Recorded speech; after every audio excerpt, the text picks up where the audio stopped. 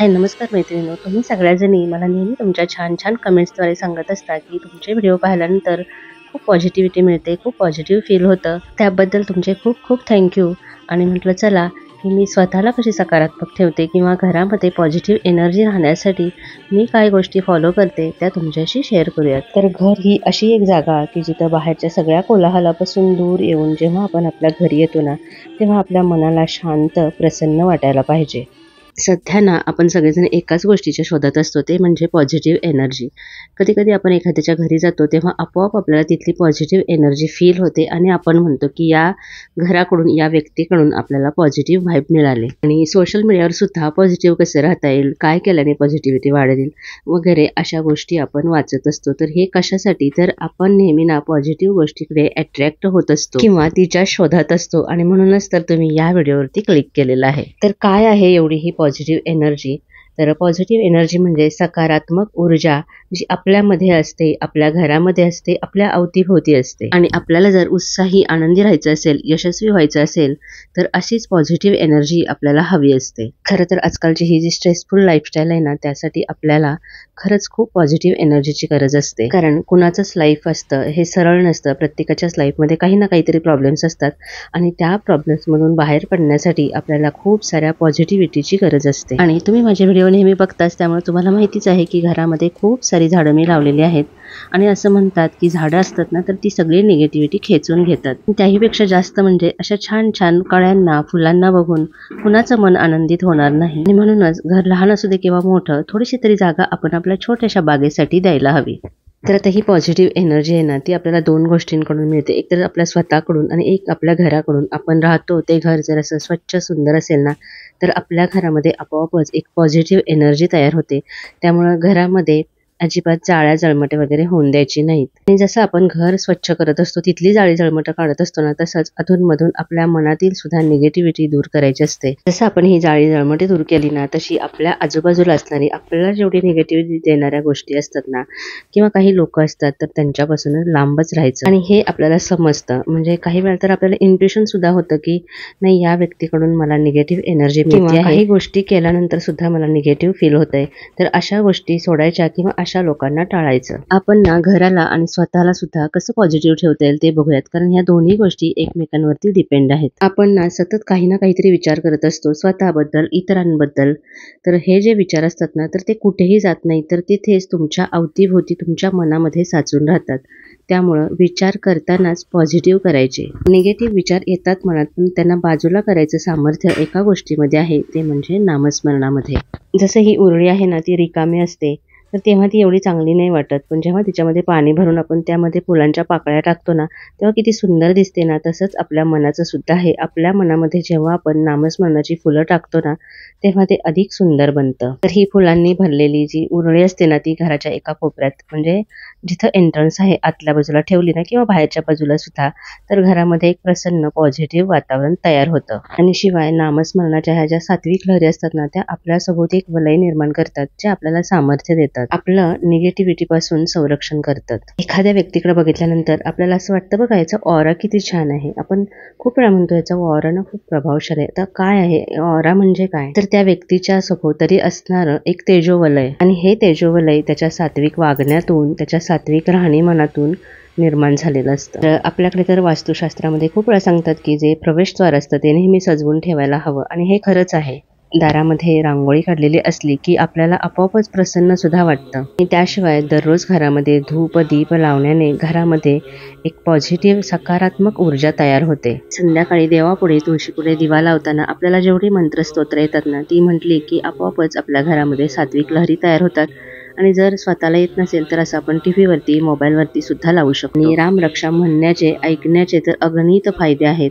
आणि जे आपल्या घराचं प्रवेशद्वार असतं, तिथून लक्ष्मी आत येत असते, तिथूनच पॉझिटिव्ह एनर्जी आत येत असते. त्यामुळे सकाळ संध्याकाळ आपण धूप दीप लावून अशी पूजा करायची. संध्याकाळी जेव्हा आपण शुभंकरोती म्हणतो ना, त्याच्यामध्ये तर हे सगळेच अर्थ दिलेले आहेत. एक लक्ष्मी बैस ग पाजे, माझे घर तुला साजे. बघा, ऐकूनच किती छान प्रसन्न वाटलं ना. जेव्हा आपण दिवा लावतो ना, तेव्हा लक्ष्मी स्तोत्र, लक्ष्मी अष्टक जरूर म्हणायचं. रामरक्षा, हनुमान चालीसा म्हणण्याने काय होतं तर घरातलं वातावरण तर शुद्ध राहतंच, पण त्यामुळे घरातील लोकांना सुद्धा आपोआपच या गोष्टीची गोडी लागते. नमोस्तुस्ते महामाये श्रीपीठे सुरपूजिते शंखचक्र गदा हस्ते महालक्ष्मी नमोस्तुते. नमस्ते गरुडारूढे कोलासुर भयंकरी सर्व पाप हरे देवी महालक्ष्मी नमोस्तुते. बघा किती प्रसन्न वाटलं ना. आता या सगळ्या गोष्टी मी करते नेहमी, मला त्याचा चांगला अनुभव आला म्हणून मी ते तुमच्याशी शेअर करते आहे. आता फक्त याच गोष्टीने पॉझिटिव्हिटी मिळते का, तर हे ना आपलं पूर्वापार चालत आलेलं एक सायन्स आहे असं आपण म्हणू शकता, की ज्यामुळे खरंच आपल्या घरामध्ये एक पॉझिटिव्हिटी राहते आणि त्यामुळं आपल्या मनाला पॉझिटिव्हिटीकडे नेण्याचं काम या गोष्टी करत असतात.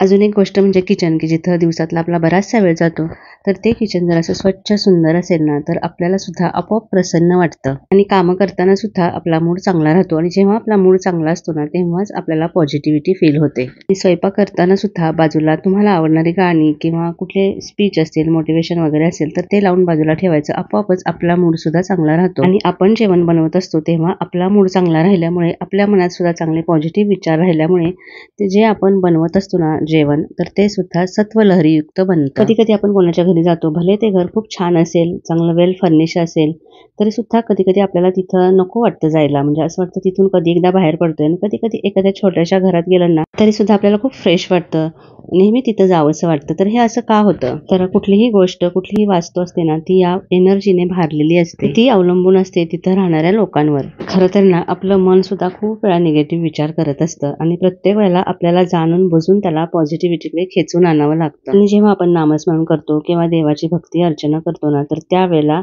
हे काम सोपं होऊन जातं. आता दुसऱ्यांकडून निगेटिव्हिटी कधी मिळते, तर जेव्हा समोरचा व्यक्ती असेल तर तो आपल्याबद्दल असूया मत्सर करत असेल, त्याला जेलसी वाटत असेल किंवा आपली प्रगती होताना बघून त्याला बरं वाटत नसेल, अशा वेळेला आपल्याबद्दल जे विचार त्याच्या मनात चाललेले असतात ना तर त्यामुळे आपल्याला निगेटिव्हिटी मिळते. तर ही निगेटिव्हिटी कशी टाळायची, तर जेव्हा अशी लोक असतात त्यांना खूपदा समजावून सुद्धा जर त्यांच्या वागण्यात काही बदल होत नसेल तर अशा लोकांपासून लांबच राहिलेलं बरं. लांब राहून सुद्धा ते त्यांचे विचार करण्याच्या पद्धतीत काही बदल करणार नसतात. तेव्हा आपल्या भोवती नामस्मरणाचं एक सुरक्षा कवच तयार करायचं, आपला ऑरा असा करायचा की ज्यामुळं ती निगेटिव्हिटी आपल्यापर्यंत पोहोचणार नाही. आता देवाची भक्ती करणं ही काही दाखवण्याची गोष्ट नाही आहे, ती आपण मनापासून करायला पाहिजे. मी ना परवा एक छान अशी रील बघितली, त्यामध्ये काय सांगितलं की रावण रोज रामाला बघत होता, कंस रोज कृष्णाला बघत होता किंवा दुर्योधन सुद्धा रोज कृष्णाला बघत होता, पण म्हणून त्यांच्यामध्ये काही बदल झाले का, तर नाही. म्हणजे फक्त देवाला बघण्याने काही, त्याचं दर्शन घेण्याने काही होत नाही, तर मनापासून तिथं भक्ती असायला हवी, तरच तुम्हाला त्याचे रिझल्ट्स मिळतील. अजून एक गोष्ट म्हणजे प्रत्येकाच्या आयुष्यात ना कधीतरी एक तरी असा प्रसंग येतो की तो त्याच्या आयुष्यातला टर्निंग पॉईंट ठरतो. जेव्हा खूप साऱ्या प्रॉब्लेम्स मधून माणूस जात असतो ना तेव्हा त्याला समजतं की आपल्यासाठी आयुष्यामध्ये महत्वाचं काय आहे, काय करायला हवंय. त्या क्षणी तुमची पॉझिटिव्हिटीकडे वाटचाल सुरू होईल, तुमची प्रगती सुरू होईल. आणि ज्यांना आयुष्यामध्ये आपल्यासाठी महत्वाचं काय हेच समजलेलं नसतं ती लोक दुसऱ्यांचा मत्सर, जेलसी करण्यामध्ये आयुष्य वाया घालवत असतात. कारण जेव्हा तुमच्याकडे करण्यासाठी काहीतरी काम असतं, काहीतरी ध्येय असतं ना तेव्हा तुम्ही इतके बिझी होता की अशा फालतू विचार करण्यासाठी तुमच्याकडे वेळच नसतो. या जगामध्ये या दोन प्रकारच्या एनर्जी असतात, पॉझिटिव्ह आणि निगेटिव्ह एनर्जी. तर आपण कुठे अट्रॅक्ट व्हायचं हे आपलं आपण ठरवायचं. आणि मगाशी म्हटलं त्याप्रमाणे आपला ऑरा जर आपण चांगल्या सात्विक लहरी जर आपल्या सभोवती असतील तर ही जी निगेटिव्ह एनर्जी आहे ना ती आपल्यापर्यंत पोहोचत नाही. असं म्हणतात की निगेटिव्ह एनर्जीला दूर ठेवायचं असेल तर खडेमीठ खूप चांगल्या प्रकारे काम करतं, की जे आपण घरामध्ये एका कोपऱ्यामध्ये खडेमीठ ठेवलं किंवा जी लादी पुसतो त्याच्यामध्ये ते मीठ टाकून जर लादी पुसली तर निगेटिव्ह एनर्जी आहे ती दूर राहायला मदत होते. किंवा तुरटी आहे ना तर ती जर आपण छोट्याशा एका बाउलमध्ये भरून एका कोपऱ्यामध्ये ठेवली तर त्याने सुद्धा निगेटिव्हिटी दूर होते. किंवा उंबरट्यावरती हळदीचं लेपन केल्याने खूप पॉझिटिव्ह वाईब्स मिळतात. तर आता ह्या गोष्टी काही अंधश्रद्धा नाही आहेत, तर त्या पूर्वापार चालत आलेल्या आहेत. तर कुठल्याही गोष्टीचं ना फार अवडंबर करू नये अशा मताची मी आहे. जेवढं आपल्याला करता येईल ना तेवढंच करावं. आणि खरं तर पॉझिटिव्हिटी ही आपल्या मनामध्ये असते. तर एक गोष्ट मी वाचलेली तुमच्या शेअर करते की जत्रेमध्ये एक गॅसचे फुगे विकणारा माणूस असतो, तर त्याच्याकडे बरीच गर्दी होत असते मुलांची ती फुगे घेण्यासाठी. तर एक लहान मुलगा त्याला विचारतो की काका हा जो निळ्या रंगाचा फुगा आहे ना तर तो पिवळ्या रंगाचा असता तर तो पण असाच उंच उंच उडेल काय. तर त्या फुगेवाल्याने सांगितलं की बाळा कुठल्या रंगाचा फुगा आहे त्याच्यावरती त्याचं उंच उडणं अवलंबून नाही, तर त्याच्या आतमध्ये जे काही आहे त्यामुळे तो उंच उंच उडतो. तर तसंच आपलं सुद्धा आहे. आपल्या आतमध्ये जे काही आहे, आपल्या अंतरंगामध्ये जे काही आहे, त्यामुळेच आपण उंच भरारी घेऊ शकतो. त्यामुळे आपल्या अंतरंगामध्ये, आपल्या अंतरात्म्यामध्ये जर पॉझिटिव्हिटी आपण भरली, तर आपोआपच सगळीकडे आपण पॉझिटिव्हिटी स्प्रेड करू शकतो. तर मैत्रिणींनो, या काही गोष्टी ज्या मी माझ्या अनुभवातून शिकले आणि माझं घर, मला स्वतःला पॉझिटिव्ह ठेवण्यासाठी या गोष्टी मी करते, त्या तुमच्याशी मी शेअर केलेल्या आहेत. तर व्हिडिओ आवडला तर नक्की कमेंट करून सांगा. आणि हो, तुमच्या छान छान कमेंट्ससुद्धा मला खूप सारी पॉझिटिव्हिटी देतात. आणि नेहमीप्रमाणे जाता जाता लाईक करायला अजिबात विसरू नका. पुन्हा भेटूया अशाच एखाद्या छानशा व्हिडिओसह. तोपर्यंत खुश राहा, आनंदी राहा आणि तुमच्या आयुष्यामध्ये खूप सारी पॉझिटिव्हिटी येत राहो.